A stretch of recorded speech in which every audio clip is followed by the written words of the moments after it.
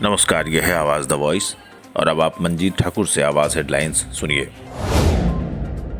PV Sindhu 125 साल के Olympic इतिहास में भारत के लिए 2 मेडल जीतने वाली पहली महिला खिलाड़ी बन चुकी हैं। 26 साल की सिंधु ने रविवार को चीनी शटलर ही बिंगजियाओ को सीधे सेटों में 21-13, 21-15 से हराकर ब्रॉन्ज मेडल जीता। रियो ओलंपिक में उन्होंने सिल्वर जीता था। ओलंपिक में अब तक भारत के सिर्फ 2 खिलाड़ी एक से ज्यादा मेडल जीत पाए हैं। पहले सुशील कुमार हैं और दूसरी पीवी सिंधु। इसके साथ ही टोक्यो ओलंपिक में मेडल टैली में भारत के 2 मेडल हो गए हैं। मीराबाई चानू ने वेटलिफ्टिंग में सिल्वर जीतकर खाता खोला था। उधर सिंधु ने ब्रॉन्ज मेडल जीता ही था कि हॉकी खिलाड़ियों ने गर्व का एक और मौका दे दिया। भारत ने ब्रिटेन को 3-1 से हराकर हॉकी के सेमीफाइनल में जगह बना ली है। 1972 के बाद ये पहली बार है जब हॉकी टीम सेमीफाइनल में पहुंची है। हालांकि 1980 में भारत ने गोल्ड जीता था, लेकिन तब सेमीफाइनल नहीं हुआ था। पॉइंट टैली के शीर्ष 2 टीमों के बीच फाइनल हुआ था। इसलिए अगर भारत इस बार चैंपियन बनता है तो 41 साल के बाद हॉकी का गोल्ड भारत लौटेगा।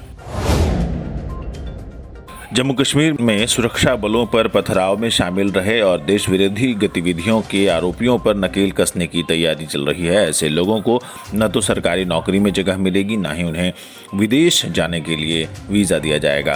प्रशासन इन नियमों को सख्ती से लागू कर रहा है। प्रशासन ने जम्मू कश्मीर पुलिस की अपराध शाखा से कहा है कि वो पथराव में शामिल रहे अपराधियों को पासपोर्ट के लिए क्लियरेंस न दें। इससे उन्हें पासपोर्ट नहीं मिल सकेगा और वे विदेश नहीं जा पाएंगे।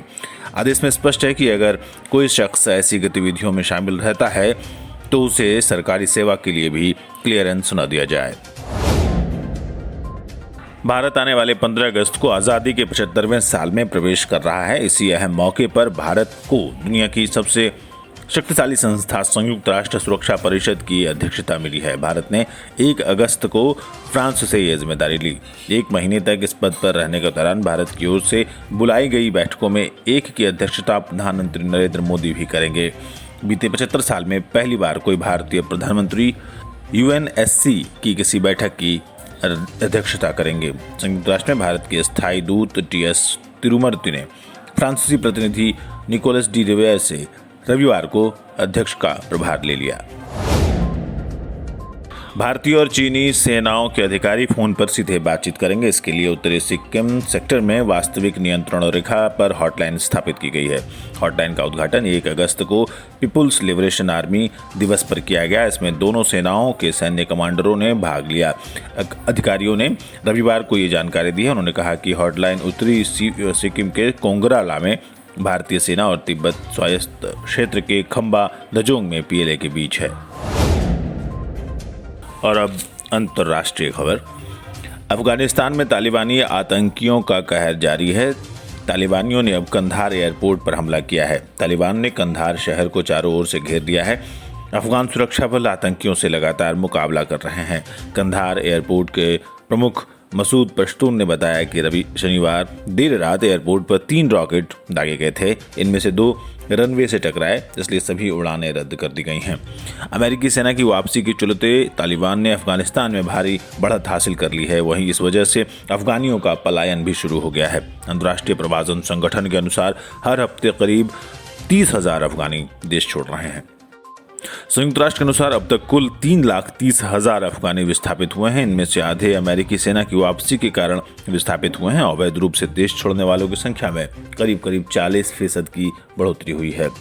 उधर अमेरिका ने अपने मददगार अफगानियों को निकालने के लिए इमरजेंसी एयरलिफ्ट ऑपरेशन शुरू कर दिया है। इनको सैन्य विमानों से निकाला जा रहा है, पर 18,000 लोग ऐसे हैं जो अमेरिका के सैन्य या अन्य अभियानों में मदद कर रहे थे। इनके परिवारों को भी जोड़ने पर यह संख्या 50,000 हो जाती है। इधर दुनिया के 117 देशों में कोरोना के साप्ताहिक मामले और मौतें फिर बढ़ने लगी हैं। इनमें अमेरिका पहले, भारत दूसरे और इंडोनेशिया तीसरे स्थान पर आ गया है।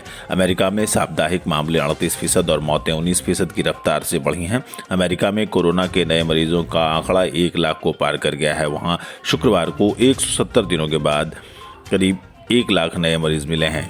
वहीं भारत में इस हफ्ते 2,83,000 केस मिले हैं। ये पिछले हफ्ते की तुलना में 6% ज्यादा है।